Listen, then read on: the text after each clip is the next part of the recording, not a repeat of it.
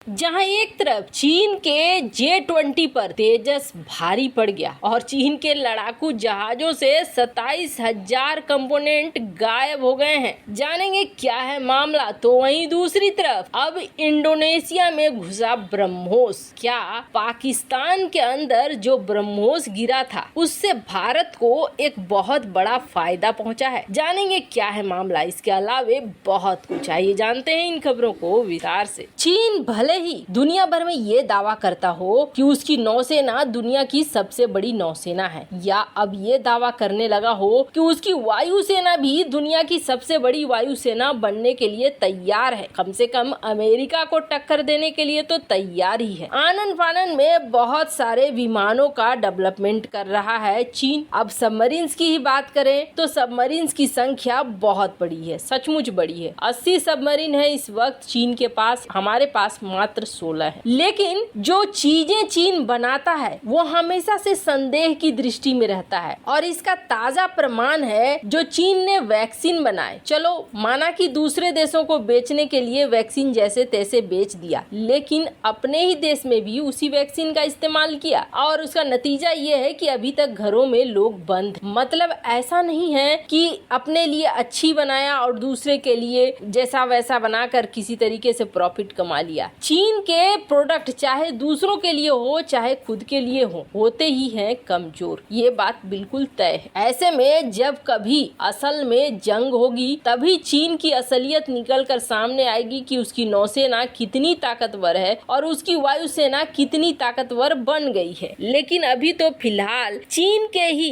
Expert ने चीन की पूरी पोल खोल कर रख दी है, और वो भी सबसे बड़ी पोल। इस वक्त अगर युद्ध होता है तो चीन के लिए सबसे बड़ी मुसीबत ही होगा इससे ज्यादा। और ये खोला किसने है? दरअसल ये सारी बातें कहा है चाइना एरोस्पेस स्टडीज इंस्टीट्यूट। इसने ये साफ किया है कि इस वक्त J-20 के ऊपर भारत का तेजस विमान ही भारी है। राफेल की बात तो आप छोड़ दीजिए। कारण क्यों? कारण ये है कि तेजस को बना रहा है भारत 100% अपने आधार पर, यानी आत्मनिर्भर प्लान के तहत। इस पे लगने वाले सारे कंपोनेंट्स भारत अपने देश में विकसित कर रहा है। अगर युद्ध होता है तो तेजस भारत के लिए एक बहुत बड़ा सहारा बन जाएगा। सारी चीजें अपने ही देश में हैं, मन मर्जी के हिसाब से वो number of fighter jet ready कर सकता है। लेकिन बात करें चीन के डबल इंजन वाले फाइटर जेट की, तो वैसे तो संख्या इसने काफी बड़ी बना ली है, लेकिन प्रॉब्लम क्या है? प्रॉब्लम ये है कि रूस यूक्रेन की लड़ाई थम नहीं रही है और यूक्रेन से आने वाले इंजन आ नहीं रहे हैं। और इस वक्त ऐसी स्थिति है चीन की कि चीन अपने इन फाइटर जेट्स में नहीं लगा सकता है अपने इंजन। क्यों?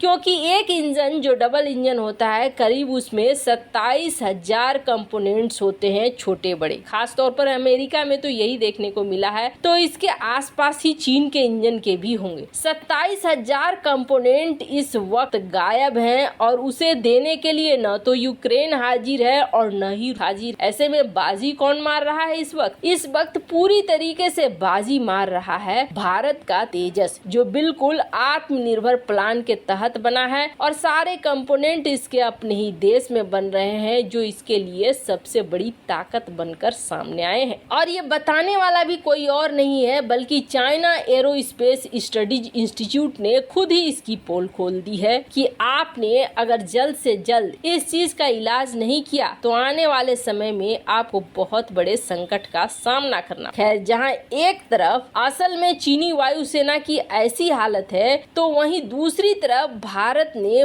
बहुत बड़ा कमाल कर दिया है, और इसमें कहीं न कहीं पाकिस्तान ने भारत की बहुत बड़ी मदद की है और पाकिस्तान को इस मदद के लिए थैंक। वैसे पाकिस्तानी राष्ट्रपति आरिफ अलवी ने पाकिस्तान को चेताया था और ये कहा था कि पाकिस्तान को डरना चाहिए भारत के ब्रह्मोस से। और अब तो सुना है कि भारत वाले ब्रह्मोस 2 भी बना रहे हैं, और डरने की बात ये है क्योंकि ब्रह्मोस काट नहीं है। आरिफ अलवी ने काफी समय पहले इस बात को कहा था, लेकिन पाकिस्तान के हुक्मरान और पाकिस्तान की सेना इस बात को मानने को तैयार नहीं। पाकिस्तानी सेना ने कहा कि नहीं ऐसा नहीं है, हमने तो HQ-9 डिफेंस सिस्टम लगा कर रखा हुआ है अपने बॉर्डर पर। ये HQ-9 डिफेंस सिस्टम हमारे लिए बहुत फायदेमंद है। आपको बता दें HQ-9 डिफेंस सिस्टम खरीदा गया है चीन के जरिए। पाकिस्तान का ये मानना था कि ये ब्रह्मोस मिसाइलों को मार कर गिरा देगा, लेकिन हुआ क्या, एक्सीडेंटली दुर्घटनावश किसी तरीके से भारत का ब्रह्मोस मिसाइल छूट जाता है। हालांकि उसमें वॉरहेड लगे हुए नहीं होते हैं और ये ब्रह्मोस मिसाइल पाकिस्तान के अंदर जाकर मियां चुन्नू इलाके में जाकर गिर जाता है और पाकिस्तान को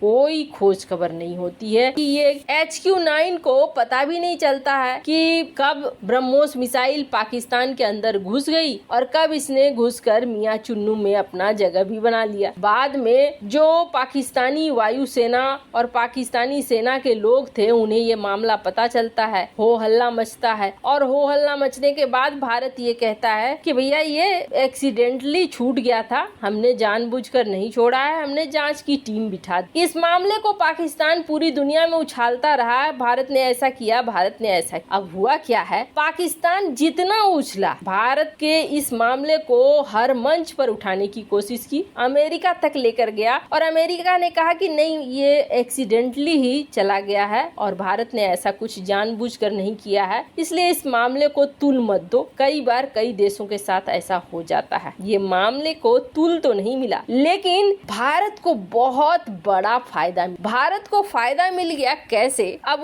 उसका सबसे बड़ा फायदा देख, पहले तो फिलीपींस को भारत ने ब्रह्मोस बेचा, फिलीपींस ने भी सवाल कर दिया कि ये ब्रह्मोस छूट गया आपका और छूटकर जाकर पाकिस्तान में गिरा, ये तो टेक्निकल फेल्योर तो नहीं है, कहीं कुछ टेक्निकल गड़बड़ी तो नहीं है, आप हमें बता दो। हालांकि फिलीपींस को भारत ने समझा बुझा दिया। उसके बाद अब जाके पाकिस्तान ने भारत को क्या फायदा पहुंचाया उसका असर देखिए। दरअसल बहुत जल्द एक डील फाइनल हो रही है इंडोनेशिया के साथ और इंडोनेशिया बनेगा दूसरा ब्रह्मोस का खरीदार और ये रिपोर्ट कह रही है कि बिल्कुल एडवांस स्टेज पर बात पहुंच चुकी है और इस स्टेज पर ब्रह्मोस की खरीदारी हो। सबसे बड़ी बात यह है कि फिलीपींस के बाद इंडोनेशिया खरीद रहा है और ये इलाका कहाँ है, ये है दक्षिण चीन सागर में। अब भारत के लिए बहुत फायदे की बात हो गई है, इंडोनेशिया के बाद वियतनाम से भी बातचीत चल रही है, तो दक्षिण चीन सागर में भारत को एक महत्वपूर्ण क्लाइंट मिल गया, एक बहुत बड़ा कस्टमर मिल गया और दुश्मन का दुश्मन दोस्त होता है, यानी ये ब्रह्मोस मिसाइलें किसकी तरफ तैनात होंगी, चीन की तरफ। तो भारत को डबल मुनाफा हुआ। लेकिन इस मुनाफे में पाकिस्तान ने क्या भूमिका निभाई, पाकिस्तान ने ये भूमिका निभाई कि